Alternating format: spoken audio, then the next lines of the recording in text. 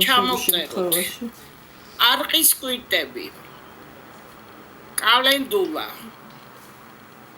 ვირის ტერფა აუ ცოტანელა თუ თორე ვერ ვასწრებ კი ბატონო ბოდიშ გიხდით კალენდულა ვირის ტერფა კულმუხო 12 წლიდან დანარჩენები შეიძლება 3 წლიდან ია გვირილა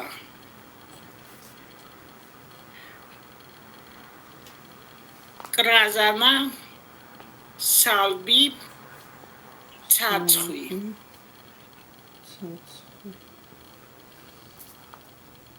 ეხლა სპაზმოლიტიკური მაგალითად ბავშვს მუცელი ტკივა და უცბად ჯერ ერთი სითბო ამ დროს და ხელზე დაწვენა გააჩნია ასაკს ძალიან შვილის ხელი ჩვენი თბილია და ამასთან ერთად შეგვიძლია მიცეთ ყავის ჭიქით გვირილა თავშავა პიტნა კამა ვექონდარა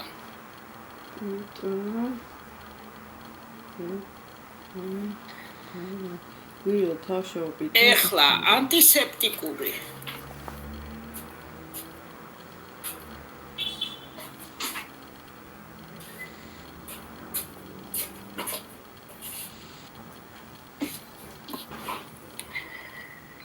კალენდულა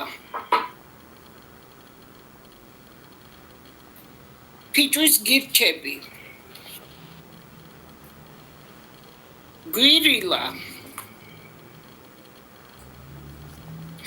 მრავალძარღვა ღვიის ნაყოფები სალბი პიტნა აი ხლა კულმუხოს გაწერინებთ უბრალოდ კულმუხო დასალევა 12 წლიდან მაგრამ ეხლა ანტისეპტიკური შეიძლება ანგინის დროს დაგჭირდეს გამოვლება და ამ შემთხვევაში შეიძლება უბრალოდ დასალევად არა ევკალიპტი ასევე ხო დალევა არ არის სასურველი ვექონდარა არყი არყის კვირტებზე ალაპარაკე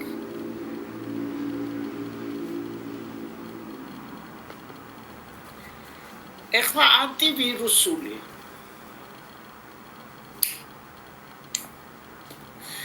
ხახვი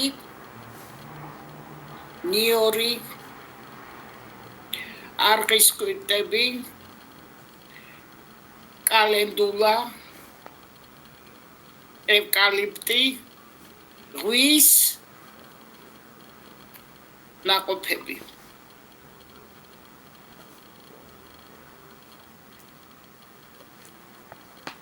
ალერგიის საწინააღმდეგო ია გვირილა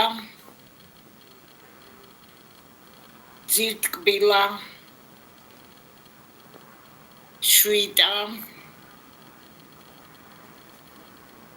კამა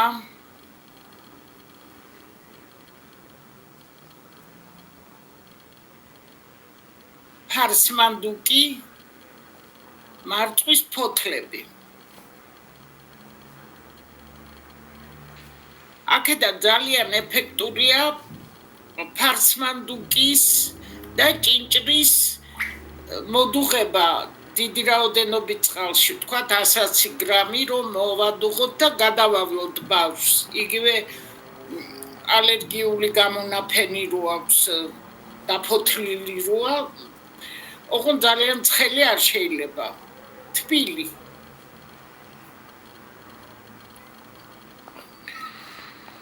ეხლა ამოსახველებელი ვირის ტერფა მრავალძარღვა ძირტკბილა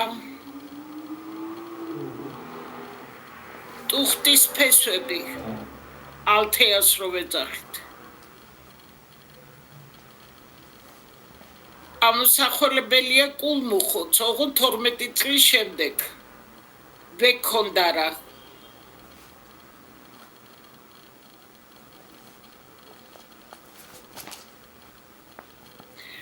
ეხლა სიცხის დამწევი და ოფლდენი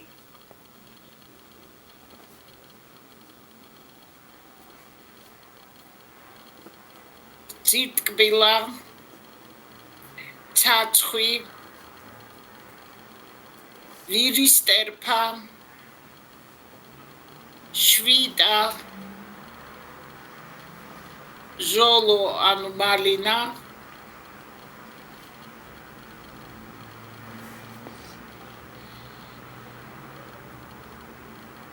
ეხლა იმუნო მასტიმულირებელი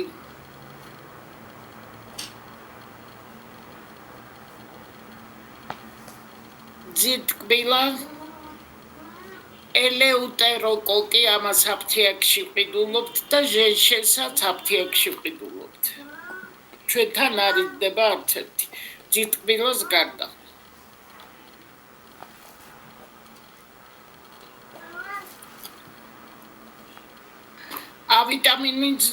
ავიტამინოზის დროს ჭინჭარი ავიტამინს შეიცავს დიდი რაოდენობით სხვა ვიტამინებსაც, მაგრამ განსაკუთრებით კავიტამინს. შეიძლება ზოგიერთ ბავშვს ახასიათებს ცხვირიდან ხშირი სისხლდენა. შეგვიძლია ჭინჭრის ესეთი კონცენტრირებული ნახარში გავაკეთოთ და ტამპონით გამოვწმინდოთ ან ტამპონები ჩაუდოთ. 1-5 წუთი სრულიად საკმარისია. ვიტამინით მდიდარია ვიცით, ასკილი, მოცხარი, ჟოლო, მარწყვი.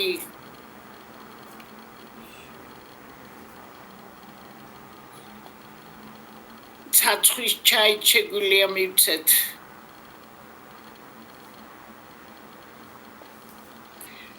ძალიან ეფექტურია ზემო სასუნთქი გზების და ქვემოს ანთებითი პროცესების დროს ინგალაციები ოთხლის აბაზანაზე. თვითონ ინგალატორი თუ არა გაქვთ, სულ თავისუფლად შეგიძლიათ უმეტესად ეთერზეთების შემცველი მცენარეების აბაზანები, ოთხლის აბაზანები გაუკეთოთ ბავშვს. მაგალითად პიტნა, მაგალითად სალბი, რეჰანი, ქონდარი. თუ ცოტა მოზრდილია ბავშვი, დაფნაც ეფექტურია. ოღონდ აი მაგალითად ერთ დღეს თუ გამოვიყენეთ საინგალაციოდ, მეორე დღეს უკვე ახალი ვიხმაროთ.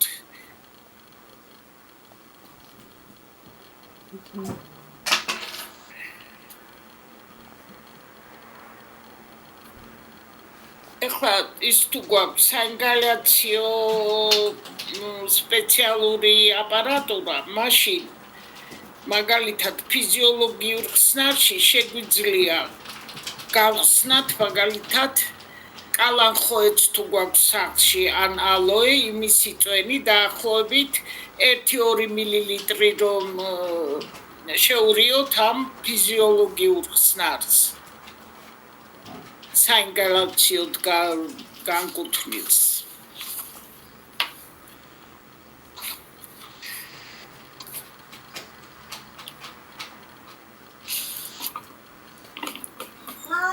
ეხლა სიფრთხილე რასთან გვჭირდება პირველ რიგში. ესე იგი მაინც ვიყენებთ ოღონდ ძალიან ჭკვიანურად სპირტნაყენებს. მე უკვე იგივე დინგელზე იყო მე მგონი ლაპარაკი, ასევე როგორც მახსოვს კოწახურზე რომ რამდენი წლისაცაა ბავშვი, იმდენ წვეთს ვხმარობთ. ისიც წყალში გახსნით. ნახევარ ჭიქა რა ქვია, ყავის ჭიქაში ან მთლიანად.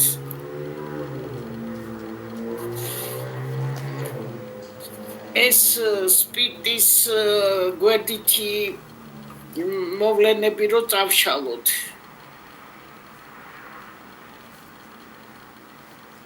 სიფრთხილეა საჭირო ეთერზეთების შემცველ მცენარეებთანაც.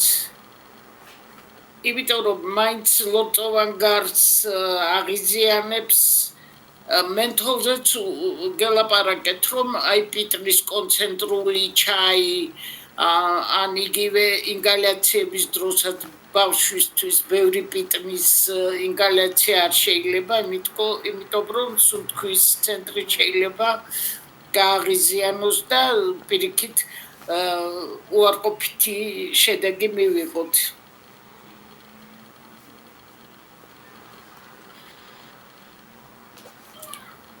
ასევე ძალიან ბევრი მცენარე ძლიერ მომქმედ ნივთიერებებს შეიცავს და იმათაც უნდა მოვერიდოთ. ასევე არ შეიძლება ბავშვებში, აი თუნდაც კაბზობა ქონდეს ბავშვს, მათთვის არ შეიძლება არც ხეჭრელის, არც სენას მიღება, არც ხეშავის.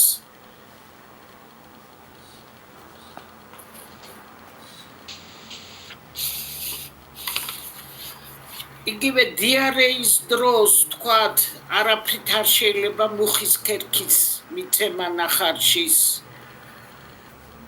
აქ უნდა გამოვიყენოთ მარტო მოცვი, გამშრალი მოცვი მოხარშული.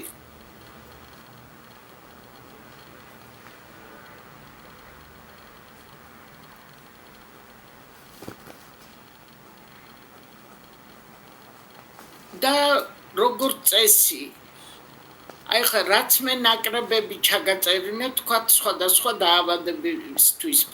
ბავშვებიც არ არიან თქვათ დაზღვეული იმით, რომ